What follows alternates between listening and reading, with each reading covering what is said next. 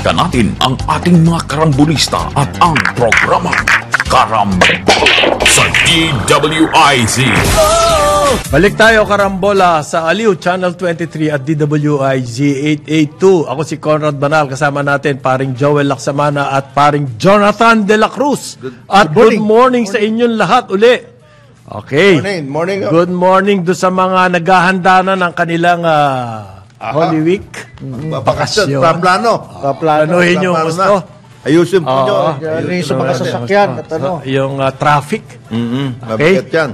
Oo. Ito, sabi po ng United Nations, merong Institute for Training and Research, UNITAR ang tawag nila dyan. UN Institute for Training and Research. Okay? Ang Pilipinas daw po, malakas sa electronic waste. Kung tawagin yan, e-waste. Milyong kilogram. Okay? Noong isang taon, ang ating pong waste, ano ba yung electronic waste, parin Joel? Yan yung cellphone. Mga computer. TV, computer, mga electronic components po na may baterya o power. Yan yung mga waste natin. Alam nyo kung ilan ang ating waste nung isang taon? 537 million kilos. Sipin mo yan. Okay? Ang ibig sabihin niya, 4.7 kilo bawat every man, woman, and child. Ang lakas nun. Ang ating e-waste kung tawagin yan. Pero ang number one dito sa ating lugar ang Indonesia. Ano ba ang Indonesia? 1.8 billion kilos. Dami naman nilang tao. Marami naman silang tao. Per capita po, 6.9. Ang atin 4.7. Ngayon, ang issue dyan ngayon, kasi hindi naman, wala naman tayo naririnig na recycling facility. Nare-recycle yan, di ba? Yung mga wires, nakukuha yun. kasi yung mga electronic gadgets po, mayroong mga precious metals yan. May mga, may gold, may silver. Kompleto yan. Ang hindi natin alam, saan nila inilalagay ngayon yan? Binabaon sa lupa. Yun na nga, that's the big problem. That's the other big problem. How are we taking care of Minsan toxic yan. Toxic talaga. Hindi ba, wala ba tayo recycling program? Meron tayong recycling. Meron supposed to be. Supposed to be. That's the key word. That's the key word, supposed to be. You have not heard, but there is a program supposed to be for that. Kasi yung electronic waste, marami ka naman ma-recycle doon, marami ka makukuha pati. And then how are you going to treat it properly? Para yung pag-ano niyan, pagbabaon niyan somewhere, maliwanag. Hindi yan aabutin later on ng toxicity. Ayan. Tawag dyan, it is rendered inert. Yes. Safe na for the environment. Ang sabi po ng UN, hindi pwedeng business as usual kapag ganyan na nangyayari. Kasi business as usual tayo eh. Yung mga kumikita dyan sa mga electronics na yan, cellphone, dami niya. Yeah, mga TV manufacturers. Yung manufacturers, yung mga nagbebenta. Assemblers. Yung mga telcos. Yan. May kita sila dyan. Nagpapalit ka naman ng cellphone eh. Ano nangyayari sa lumang cellphone? Okay. Yang sabi po ng UN, yung rare earth kasi, elements, yan ang importante sa electronics. Yung rare earth elements. Hindi raw po naha-harvest. Yan. Kailangan ma-recycle. Yan yung circular economy na sinasabi. Kasi dati po, linear ang economy. Ibig sabihin yan, magmimina tayo ng mga elements. Gagamitin natin, itatapon natin. Ito hindi. Sabi niya, sayang. Kailangan daw, yung ginamit mo na, maibalik mo ulit at magamit ulit. Kaya circular na yan. Importante dyan, yan sa mga rare earth elements na hindi natin ginagawa. Yung circular economy... Sabagay, she's a good person naman. Yeah. Yung circular economy is not just in writing. Make it happen. Salita, hindi pwede? Pwede rin. Pwede. It's much too big for it's beyond us na raw. Yan ang mabigat. If you're already saying that it's beyond you, diba? Kaya nga, what? Kaya nga nagalit si El Rey. Pucha, natalo. We've lost the war. Ganyan. Even before ganyan, the ganyan na kagad ang ano nyo. Wala na yan. Tapos. Secretary. The electronics, yan po mga electronic items are here to stay. Wala tayong magagawa dyan. Wala tayong magagawa dyan. Yan na po talaga ang Papunta na tayo doon. Sabi nga ni President. necessity na nga, human right na nga ang connection to the internet. Sabi na nga ni President, Human right. we have to find ways to go with the flow. Okay. Ngayon, kung wala naman tayo gagawin para ma-recycle yung mga yan, baka darating ang araw, natabunan na tayo ng electronic waste. Oo. Lahat ng landfill natin. Ang lakas natin. Hindi pa nga tayo masyadong umaabot. Singapore, mas grabe. Ang liit-liit ng population, napakalaki ng electronic waste. Okay? Doon, wala silang landfill. Sila kukuha ng landfill. Papipilitan silang mag-recycling. Huwag niyong dagdagan ng waste doon sa kay Rick Pinga. Kasi solid waste na yun eh. Kasi ito, electronic waste, doon yung tatapon. Doon sa bukiri ni Rick Pinka, kaya galit na Magagalit yan. Isa pa yan, hindi na rin kasali sa happiness index yan si Rick. Isipin mo, tinatapunan ng basura yung ano niya, tabing Yung, ilog nung kanyang bukid. Sabi, Yun ang grabe. Sa Santa Cruz, Laguna. Santa Cruz. Mayor, Mayor. tignan mo yung programa mo dyan. Baka maapektuhan yung production natin Ng Quezon Puti dyan. Oo. Sayang. Mayor Egay. Oo. Hindi, meron Tado nga pa po. pagkain. Ano ba nangyayari sa programa ng recycling? Yeah. Yun ang hindi ko maintindihan eh. Lip service o absolutely no service at all? But there has to be a business component here. Meron. Ano ito eh? Akin eh. I mean, I'm sure it's ano Isipin mo, Kikita ka dyan. parang 500 something million. Oh. Ang laki niyan. Kilos? Kilos. Yun lang makakuha ka lang ng nuggets ng Yung ano recycling ba highly capital expensive? Metal kasi karamihan ng Paano mo gamit dyan. hinihiwalay-hiwalay?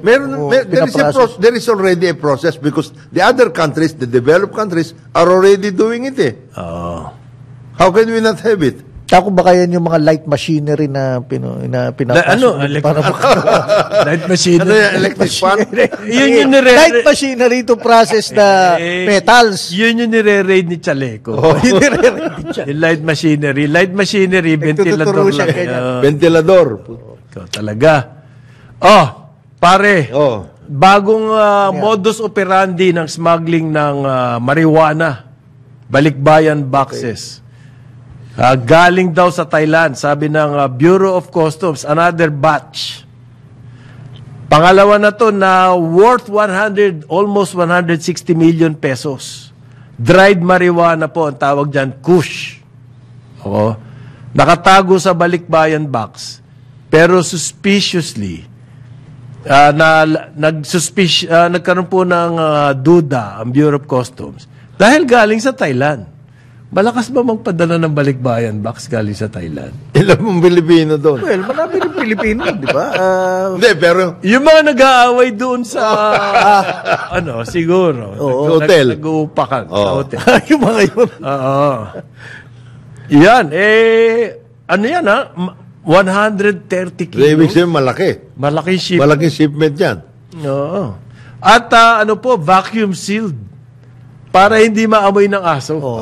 Kita silagay sa box. 6 na balikbayan boxes.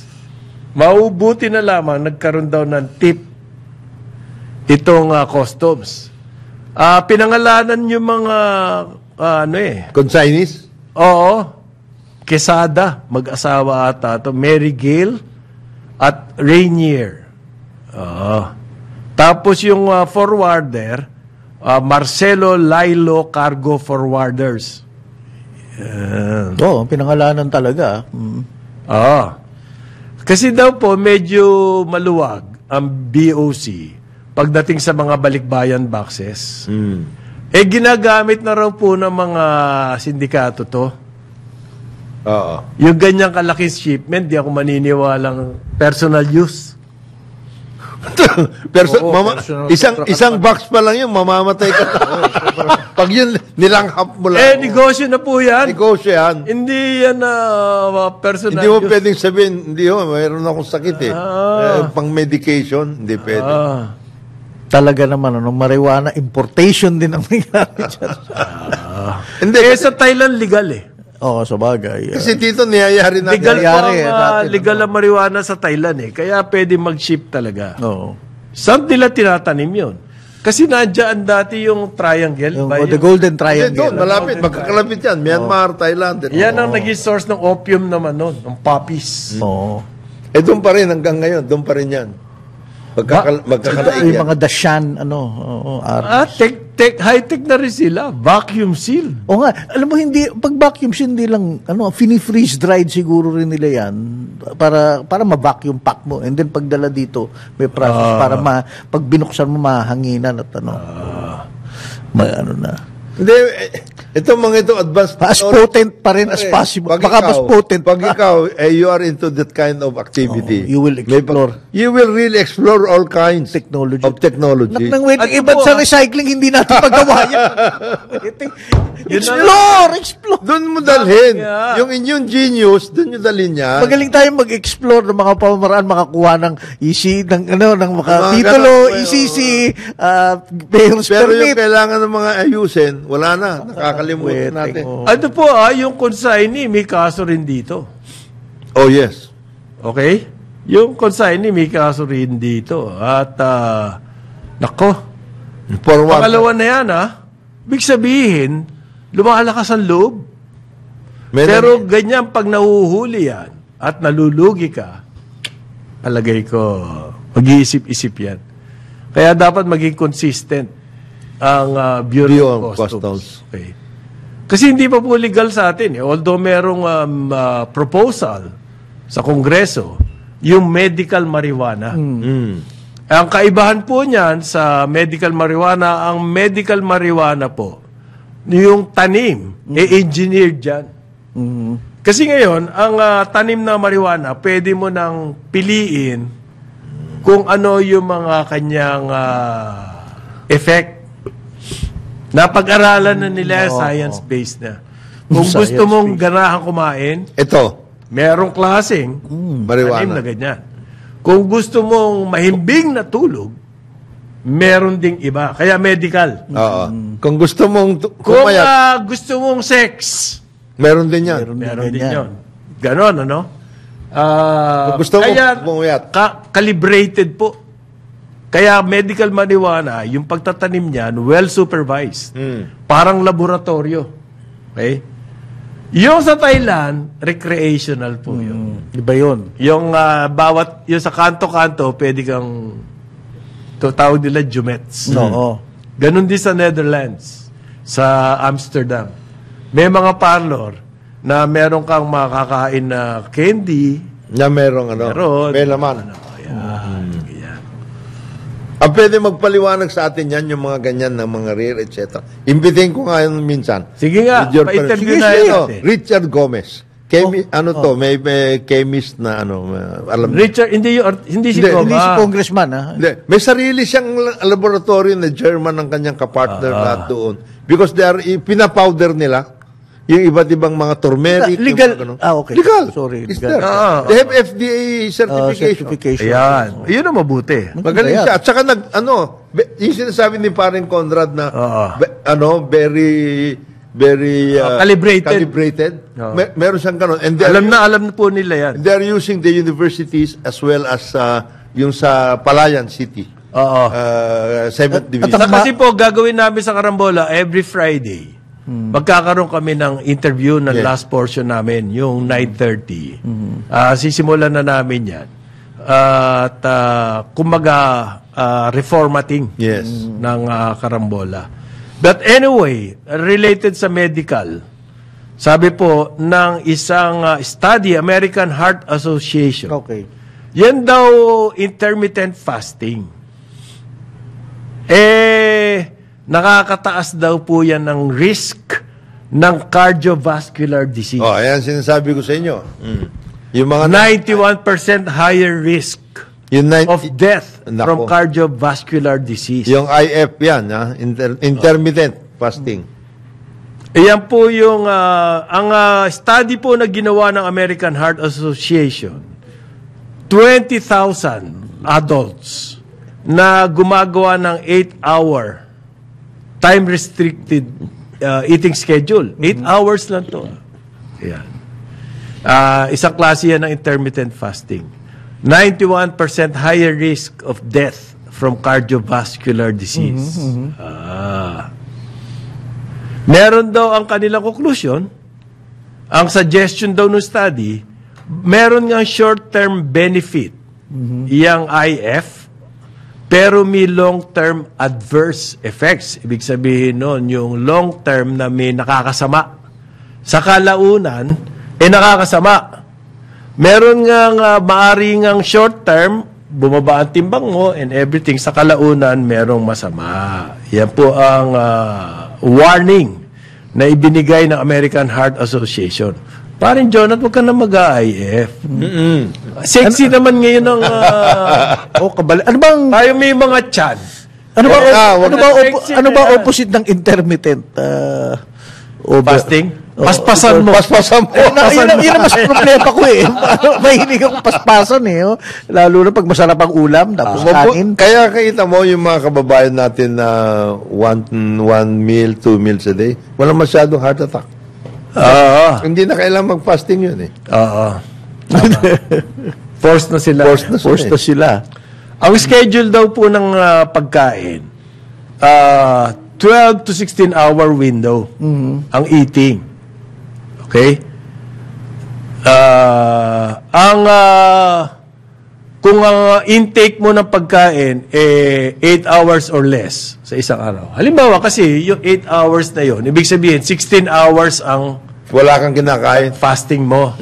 So kakain ka lang yung window mo na 8 hours. Ang sabi po nila, ang dapat na window natin between 12 and 16 hours. Tama ko. Nasabi na. Kaya mamaya. Pero hindi ibig sabihin nun, kumain ka na kumain nung 12 and 16. Talagang dun makakatawin. Hindi isang bilaong pansit. Hindi. Kalahating pinggan. Yan. Hindi naman isang At least meron kang kinain within the 12 to 16 hours. Yan po ang sabi ng American Heart Association. Siyempre, marami ding maggagawa ng study naman. Baka to confirm or to negate this study, to refute this study. Ang magbibigay ng ano dyan, magpipinance ng study to refute, yung mga nasa Forbes Park. Mga nag-AIF. Nag-AIF. Huwag na ho kayo mag-IF. Huwag na. Pero iba naman po yung IF na regular. Ang alam ko sa IF, originally, Okay. hindi araw-araw ginagawa eh. Mayroong puwang. May puwang. Hindi intermittent nga eh. Na araw. Etong araw na to, halimbawa, hindi ka na maghahapunan. Okay. Ang idea daw po nun, based on the studies, yung katawan mo, imbes na gagamitin lahat ng kanyang Functions. resources, para tunawin yung iyong kinain, magpapahinga siya doon. At ngayon, ang gagawin niya, mag-repair ng mga ibang cells. And the best way to do that is not to load yung katawan mo sa gabi para makapagpahinga. Yun. Halimbawa, yung fasting na ginagawa natin pag Holy Week, di ba? Yan. Hindi araw-araw yun. Hindi. Yan po daw dapat ang idea eh. Kaya intermittent nga eh. Intermittent ba yun kung araw-araw? Originally, nung nagbasa ako tungkol dyan, nabalita ako nga yan years ago. Ano ba yung IF na yan? Napaka-knowledgeable mo, pare. Alam mo yung... kasi mataba ako nun eh. Ganun pa. Pinag-aralan ko. Okay. Kung paano. Hindi araw-araw eh. Ang original na idea niya, panaka-naka. Hindi pang araw-araw. Kumbaga, yung iyong magandang damit, pampiesta, kailangan pang-birthday, kailangan nakahanda ka. Kasi baka hindi mo pwedeng isuot eh. Wala na. Kung pinang-araw-araw mo yan, madaling maluma yan. Parang ganun din ata yung Hanapin ko ulit yun, yung The original IF na method. study, oo. Kasi pag araw-arawin mo, baka pagdating ng araw, Oo. Sanay na sanay yung katawan mo doon. Anong benefit? Di ba? Parang na-deaden na siya. dead din na. Hindi, nag-adjust na rin siya. Adjust. Nag-adjust na siya. Eto daw, ghost, pare, multo. Marami Maraming dyan. multo? Maraming multo. Hindi, report. Yan ang report. May hearing po sa Senado tungkol sa voucher. Voucher system yan. Okay. Ano nga ba yung voucher? Ano yan? Yan yung binibigay mo, halimbawa, sa isang estudyante, support, that's a support. Okay. Either sa disadvantaged na estudyante, o kaya hindi ma-accommodate na sa public school, pero libre dapat. Libre, Ang aral niya. Ang aral niya. Hindi ma-accommodate dahil puno na yung Puno public na. school. Oh, Di ba mga classroom? Wala natin sila puno noon. na. Wala sila nung senior. kanon Oo. senior. Oo. So, bibigyan ka ng voucher equivalent to yung Matrikula mo. matrikula doon sa So, ang kukubra noon, yung private private. school. Ayun. parang yan yung mga textbook. May mga multo raw. Maraming multo dyan. Ayon po kay Senator Win Gatchalian, na ang kanyang kalkulasyon, 19,000 daw po ang multo niyan. Ibig sabihin, kumukubra yung mga private schools ng voucher. Para sa mga multo. Wala namang... Pero sa mga multo. Para sa mga multo. And then they claim na Yeah. nakakuha. multo pala yun. Multo yun. Tinuturuan nila. 7 billion daw yung... Nawawala. Windfall ng mga private schools. Pwede. Kaya pala gusto ko na ata magtayo ng eskwela. Kaya sila nababanatan eh. Kasi may mga ganyan na reports. And these are done by, hindi naman lahat kasi. Yung marami sa mga private schools, naghihingalo nga eh. Naghihirap. Pero marami dyan, namumuni. Tumitira. Noong isang taon po, ang ginastos ng gobyerno para dyan, yan yung voucher na yan eh. Ang formal name yan, Expanded Government Assistance to Students and Teachers in Private Education. GATSPE. Kaspe. Yan. Umabot daw po sa 52 billion. Sipin mo yun. Di ilang estudyante, ilang teachers ang Kasi pati teachers, binibigyan mo rin yan. Ilan ang multo? Because 10% kasi almost 10. Sabi ni Senator Gatchalian, 7 billion eh. 7 billion. 52 billion yung Almost allocation 10. last Almost year. 10. Oh. 8. Noong pong isang buwan, sabi ng DepEd, nasa 97% utilization na sila ng budget sa IGASTE. Naku, ibig sabihin na-release. Na-release. 97%. Grabe ah. Marami na doon, marami ng mga multo doon. Siguro, yung Wait a naman. minute, hindi ba pwede Wala matrace yun yung pangalan na okay, tuntunay na talaga? Pwede yun. Pero Pwede. grabing trabaho yan. At saka yan, may Salansanan mo may yung, salansanan na dyan, may yung kasakapat data. ka na dyan. Ayun. Yung mga Isalansan. Kaya kung may Salansanin mo na. Yan. yung mga multo na dyan, nag-intermittent fasting na. Yung mga multo? Nakuha na nila eh. Hindi, kumipera ka na. Ba't ka pa? Masarap ata kumain ng Wagyu.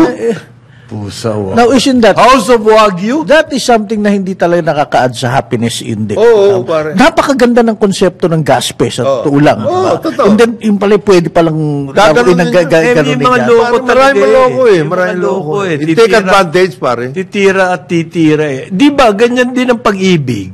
Yung insurance, yung mga hospital. PhilHealth, man. Oo. Mag-claim. Nag-click wala naman. Multo rin pala yung pasyente. Di ba merong isa doon yung nagtayo ng dialysis center? No. Hindi, inaanak naman yun eh. Ay, naanak. Inaanak yun eh. Inaanak yun. Ito para sa inaanak. 9:31 ng umaga, Karambola sa Aliw, Channel 23 at DWIZ 882. Balikan natin ang ating mga karambulista at ang programang Karambak sa DWIZ. Magandang umaga. Balik tayo karambola sa Aliw Channel 23 at DWIZ 882. Ako si Conrad Baral, kasama natin paring Jonathan De La Cruz at Joel. Good morning. Laksamana. Good morning. Good morning. Magandang umaga po. Meron sana akong i-bring up na Na ano? I mean, it's a controversial story and ayoko sanang talakayin pero andyan na. Sports to. Bro. Okay. Dati last year pinag-usapan na natin to. We have a fencer. We congratulate her mightily, si Maxine Esteban. Okay. Nag-qualify siya sa Washington DC para sa Paris Olympics. And but hindi niya susuotin. At hindi niya suot na ngayon yung flag ng Pilipinas. Anong suot na niya bayan? Ivory Coast. Hindi ko masabi sa French. Ivory. Something like that. Ivory Coast. Congratulations and all that. And as you know, yung history nito si Maxine, para nagkaroon sila ng alitan ng Philippine Fencing Association, yung Okay. SA, last year, ganun. At dahil doon, ay na-desisyonan niya at ng tatay niya, who actually works in Akari, ganun, medyo may kayat ng batang to. Del. Na okay, sa Ivory Coast. Kung hindi kami pwede ma-accommodate sa Pilipinas. But here's the thing, okay, that's good. And then, nanalo nga siya, and now she's in the qualifiers sa Paris. And maganda yung mga interview naman ng She will compete in Paris na. Sana yung mga Filipino fencers, mga kasama niya dati sa Philippine team, qualify. But siguro, the reason I cannot keep silent, kasi ako, I've been in the public relations business, communications business for a long time. I smell an ops when I hear one. Okay. Nakikita ko yung mga, lalo na sa media, nanggagaling. May nag-ooperate. Lalo na mga sports writers, sports editors natin. Yung bang tuloy ang banat sa Philippine Fencing Association. At ako okay lang, they can defend themselves. Sila yung mga official niyan. But National Sports naapektuhan yung mga ibang fencers. Nagkakaroon sila ng, ano ba tawag na, nagkakahiwalay. Hidwan. Oo, yung intrigue. At anong lumalabas para bang, ayan, kita nyo, dahil sa mismanagement nyo, which is good. Maganda naman ng PFA, hindi sila sumasagot dahil sala sa init, sala sa lamig, walang mangyayari sa inyo pag binanata mo si Maxine. But the fact of the matter is this. So there are other fencers. One of them is Sam Katantan, who is a very good fencer and statistically mas magaling pa kay Maxine. And in fact, doon nangyaring hidwaan nila last year. Si Sam has been consistently outranking her. Nananalo. Tuwing nagtata-head-to-head sila, siya nananalo. But si Maxine, dahil she has the wherewithal, has been able to travel to a lot of international. So you gain points that way. So it's a masalimuot but the fact of the matter is, hindi nagustuhan na ni Maxine at ang tatay niya, plus na-injure pa siya. Mahal bang ano? It is an expensive sport. Very expensive ba yan? Well, you have to travel eh. Yeah. For example, ikaw, you are a dedicated fencer, etc. Oh, yeah. Well, Like, basically, yung equipment, mo. medyo mahal. At nagkakaroon ka naman ng sponsor, but to be able to be ranked, a lot of the sports ganyan para sa basketball, you have to go outside. You have to, and to go outside, you have to have a sponsor. You have to, kailangan the PFA also has to spend for you. So doon nagkakaroon ng problema. Now, why do I say this? Kasi yun na nga, ang nangyayari, this is ngayon. Nagkakaroon ng polarization doon sa, the younger fencers, Alam mo, hindi are kumakampi kay Maxine. Hindi lang Aghast naman yung older fencers dahil, teka muna, parang nagkakas ng aspersions ngayon sa amin doon sa kakayahan namin. Hindi lang naman sa fencing nangyayari yan. Sports. Oo, grabe. Yeah, so, yun na nga. Doon nga, di ba, nagkapatafa? Yeah. Anong nangyayari? Si Go. Yeah, sports is being sacrificed at the altar of politics. Ganun. But here's the fact nga. Again, I will not want to cast aspersions kay Maxine. But a lot of people are saying, yung mga knowledgeable na, that move to Ivory Coast was a very good strategic move on her part and her father. Kasi doon, yung qualifiers nila, mga kalaban mo yung mga Afrikano. Na again, mataas ang fencing doon pero mas konting world-class fencers doon. Itong si Sam Katantan, nag-head-to-head sila sa Washington DC a few days ago kung saan nag-qualify si Maxine. Pero mas mataas ang ranking niya. But dahil Pilipina siya, she cannot go to Paris. She has to qualify dun sa Asian Zonal. Kalaban mo ron, mas matitindi. Nandito lahat yung mga European, may American. I want to bring this up, parin Joel. Yan pong sports, mag-represent sa Olympics. Kung maghahanap ka ng bayan, na magkakaroon ka ng advantage, it's personal glory na. Of course, of Oo, course. hindi na Ang buong pagkakaturo sa akin, nang lumaki ako, Okay. hanggang nag-basketball ako, nagdala ako ng Philippine flag. Ang purpose mo dyan, para sa bayan. Yun ang naging... Totoo. Dapat, pag sinuot mo yung bandera mo talaga doon. Ganyan po ang ang dala mo. turo sa atin noon eh. Pero kapag ganyan na maghahanap ka ng Para lang maano ka. personal glory, well, hindi ko sila masisisi. Yeah. Dahil baka yung bata sobrang mahal niya yung sport. Oo. Na if- Passionate talaga if itong he mga wants, bata. he really wants to join it. Alam mo, okay sa akin din both yun. si Maxine, si Sam, nagkakanda pilay-pilay. May mga ACL yan dahil very matindi ang fencing eh. Ang grabe ang stress sa mga tuhod. Lalo. Pero dapat ipaalala rin sa But, kanya oo. at sa kanyang mga grupo Oo. na parang hindi maganda ehemplo sa ating mga kabataan na gustong those who want to pursue Oo. yung athletics, ang sports. Kasi po ang ating senior high, 4 na tracks di ba? Kasama sports. Kasama sports, di ba? Yeah, Kasama sports. Meron pong Arts, na sports, etc. Academic. Hindi mo gusto, lipat ka na lang ng bayan. Oo. So, anong kaya yung status ni Sam? She and a couple of players ng Philippine team will compete dun sa Asian. Zonal, which is very competitive At talaga. saka hindi maganda dyan, yung sinabi ni Parin Joel, na nagkaka-apekto Yun ang- na oo, dun sa locals. Nagpo-polarize yung mga young fencers, old fencers. Nagkakaroon ng Oo, intrigahan. Oo, intrigahan. Everything. Oo. Mahirap yan. Pare-parehong mga... Mahirap i-handle sila. yan, Mahirap. pare.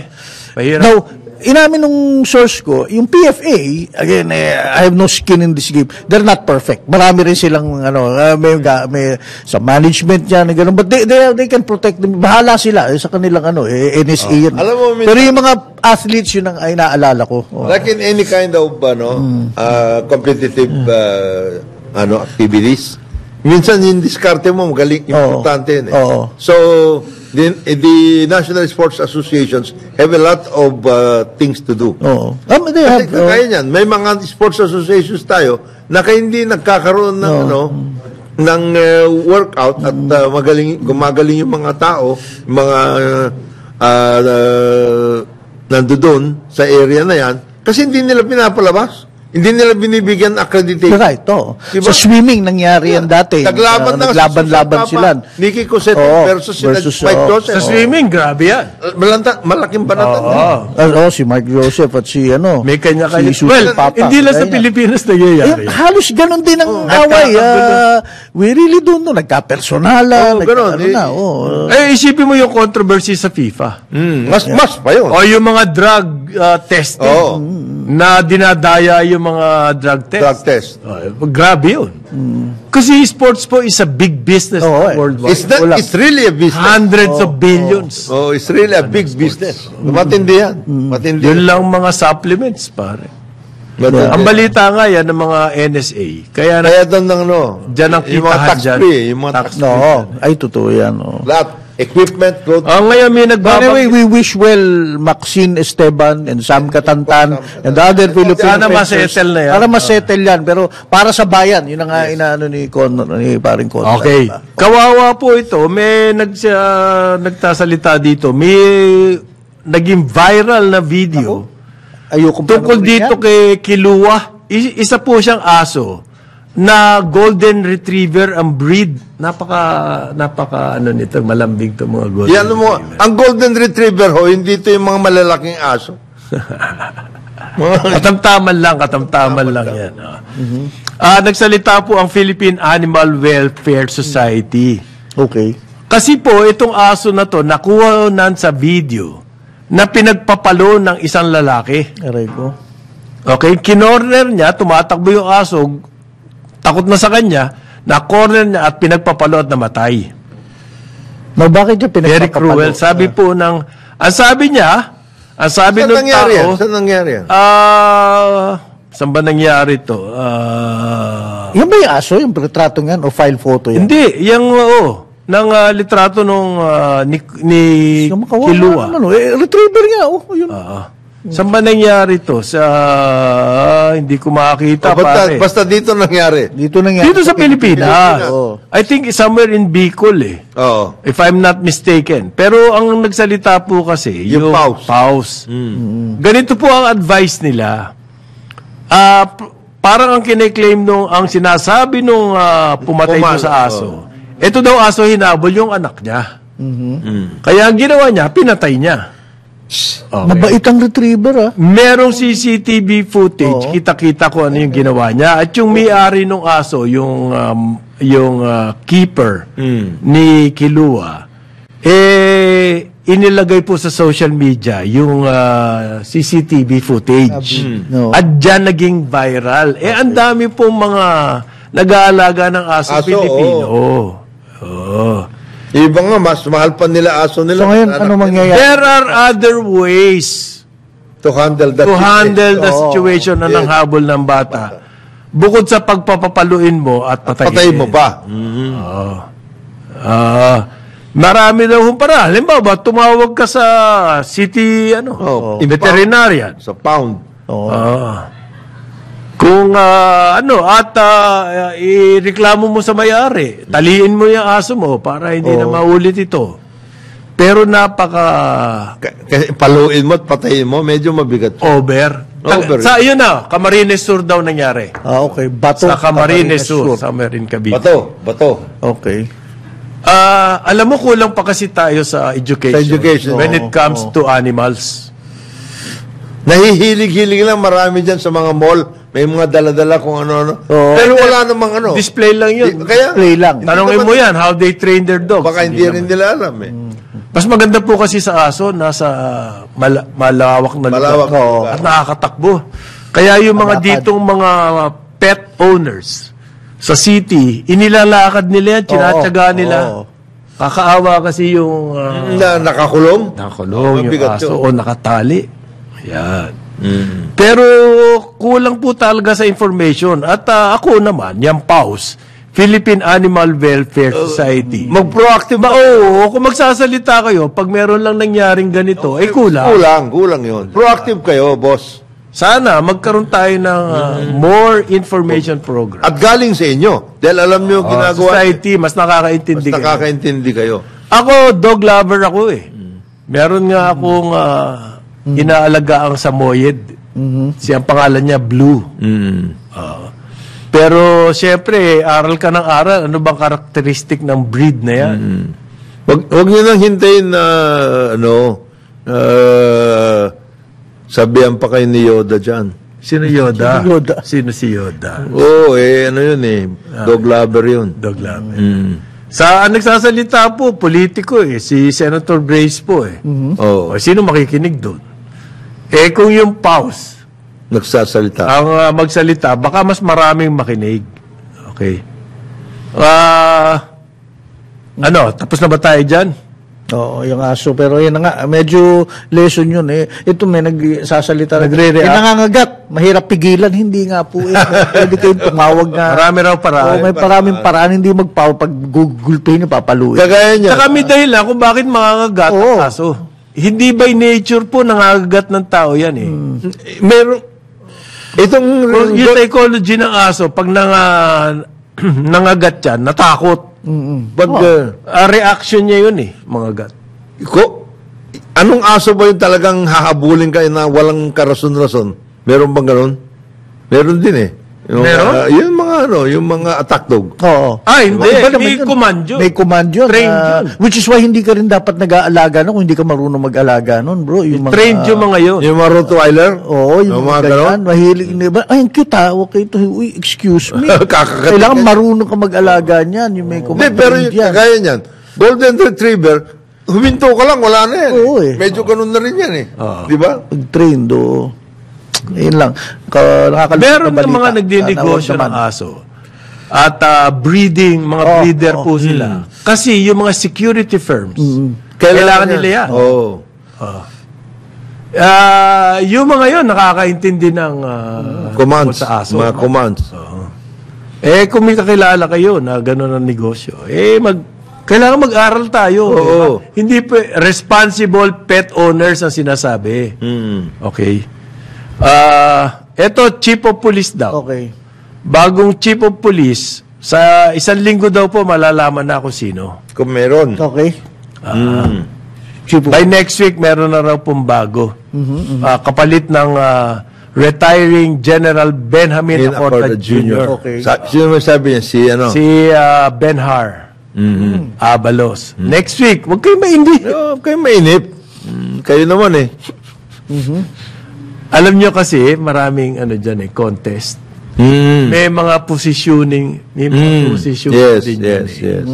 Kaya maigi po yung hindi telegraph ng government. Kasi alam nyo, yung chief of police, hindi pa nakakaupo yan, napangalanan lang. Ang dami na lumalapit pa. Ganun. Actually, Chief, Talagang para ano, ako no? sa'yo. Chief, Hirap na. talagang ako. Sa'yo talaga ako eh. Unang-una, yung mga gusto makaposisyon sa PNP. Yan. Unang-una, yung mga minegosyo ng baril. O kaya yung mga sumisindikato dyan. Yung may mga gusto magbenta ng gamit sa PNP. Maraming ganun dyan eh. PNP, napaka-powerful na position yan eh. Hindi ba? Kung gusto nyo ma-announce agad, bakit? Anong puntos nyo? Ha? Bakit naman? Bakit gusto nyo gusto nyo makalamang? Mauna? Makaisa? Ano pa ba? Tapos may related sa police po. Gusto daw ng DOJ, parang Jonathan. Yung pagkamatay nitong si Ricardo Zulueta, isa po ito sa sinasabing Person of interest. sangkot dyan sa pagkamatay ni Percy Percy Lapid. Lapid. Oo. Assistant siya ni A.K.A. Percival Mabasa. Oo. Ang tunay niyang pangalan, Percival Percival Mabasa. Mabasa. Ang kanya pong radio name is Percy Percy Lapid. Lapid. Ito yung binaril. Sabi ni Justice Secretary Crispin Remulla, inutusan niya daw ang NBI na imbestigahan ulit yung pagkamatay ni dating Bucor official Ricardo Zulueta. I-autopsy daw. I-autopsy. Okay. Just the autopsy. Kasi sinasabi, baka may tumira dito eh. Kasi siya ang link. Oo. Wala ba death certificate yan? Meron nga, nasa hospital nga eh. Kaya gusto nilang malaman ano nangyari doon. Sabi ni Remulla, ang death certificate daw, ang cause of death is cerebrovascular disease, intracranial hemorrhage. Aba, ano yun, sa utak Ibig sabihin po noon is stroke, di ba? Oo. Pero sa media reports, Baka na-induce. oo, si Zulueta raw po, dinala dyan sa ospital sa Bataan ng kanyang brother dahil sa chest pains. Tapos namatay afterwards. Nung na-autopsya, ang lumalabas, stroke. Merong contradiction. So, sabi ni Remulla, ulitin nyo, Yung autopsy na yan. logical. di ba? Of course. Kung meron mga ganyan confusion, paano ma-resolve yan? Di ba? So, gusto niya daw malaman kung ano ba talaga ang katotohanan. So, ang NBI, sabi niya, ulitin nyo. Kasi kung may foul play, kasi nagsalita ng PNP, walang foul play. Ang theory noon, kung bakit hinihinala may foul play, si Zulueta po yung daw na magitan doon sa principal, yung mastermind, na allegedly si Bantag. Bantag. Siya yung second in command, tapos siya yung nag-ayos nung operasyon. Siya nag-recruit nung kung sino yung titira. Ganon. Siya yung naging middleman. And therefore, key witness siya kung sakaling pwede siya So may theory na foul play. Pero nagsalita ang PNP, ang sabi, walang foul play. Pero yung medical report, may contradiction. Doon ngayon nasa sentro yung issue. Okay, titignan lang, just to verify. So para sa akin, sabi ni Remulla, Okay lang. simple lang yan eh. Di ulitin nyo. Oo. Yung autopsy. Okay lang Kung yan. talagang finally yan ang ano, Eh, di tapos ang kwento. baka mali yung media report. Oo, oo. Maaring sinasabi ng media, chest pain daw ang inaangal doon sa kapatid niya. Pagdating doon sa, pwedeng meron kang chest pain, pagdating mo sa ospital, doon sa Doon ka mo nangyari. chest pain, naapektuhan na rin yung iyong Parang napabilis pa yata ang report ng media dyan. Hindi, napabilis nga eh. Napabilis. As a matter of fact, hindi nga sila nakakakita pa ng PNP report eh. Kita mo. Di mo? Gumawa lang sila. Baka may Sabi Sir, ko nung kapatid, chest pains. Ano ba talaga, sir? Hindi, nag-chest pains eh. Baka ganun lang yan eh. Hindi kasi kung media ka naman, medyo alarm bells na, chest pains. Anyway, tapos na tayo, pare, babatiin lang ako ang iyong classmate. Oh! Nakakuha ko ng text na nakikinig si paring Lito Bausa. At Paring Lito. pagaling na daw siya at tinamaan pala na siya ng shingles na dagdagan yung kanyang sakit. Hindi, pero gumagaling He's recovering. He's recovering. Paring Lito. Papasyalan ko ngayon itong Oo. Paring Lito, relax ka lang. Oo, tsaka- Huwag kang Oo. huwag kang lalabas-labas ngayong Holy Week. Wag. Okay. Nilay-nilay ka. Ganun ba yun? Nilay ka. Hindi pwede lumabas? Hindi, wag. Ako Pahinga ka ng konti. Pahinga muna. Okay. Magnilay-nilay. Si Paring Joel ano to eh. Fasting, pwede. Wag. Abstinence. Wag. Ay, abstinence pwede. Ay, hindi. Kailan ka ba alis? Babiyahe. Sa ano? After ng karambola hanggang Wednesday. Miyerkules pa tayo. Thursday ang umaga. Oo. Ulitin namin, wala Road pong trip. karambola sa Thursday. Thursday, Wala. Friday next week. Ngayon, sa ngalan ni Jonathan De La Cruz, Joel Lacsamana, ako si Conrad Banal, magkita-kita ulit tayo bukas sa karambola sa Aliw, Channel 23 at DWIZ 882. Susunod na, Ronda Pilipinas kasama si Drew Nasino. Karambola. Sumainyo ang programang Karambola sa DWIZ. Hanggang sa muli, tayo'y magbabalik upang ihatid ang pagtalakay sa iba't ibang mga issue dito pa rin sa programang Karambola sa DWIZ.